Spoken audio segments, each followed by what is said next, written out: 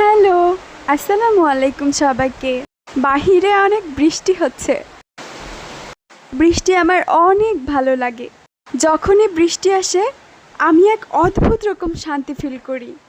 তোমরা কি জানো বৃষ্টির সময় দোয়া কবুল হয়? যতবারই বৃষ্টি আসে আমি ততবারই গিয়ে বৃষ্টির পানি হাতে নিয়ে আমার দোয়াগুলো করে আসি। এখন ইচ্ছে করছে বৃষ্টিতে গিয়ে ভিজি, কিন্তু আম্মু তো যেতে দিবেই না। আর আমার অত সাহসও নাই একা একা ছাদে যাওয়ার।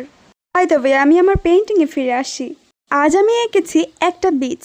খুবই সিম্পল একটা পেইন্টিং। আমি ভেবেছিলাম আজ একটা লং ভিডিও করব, কিন্তু এটা যে এত তাড়াতাড়ি হয়ে যাবে আমি বুঝি নাই গো।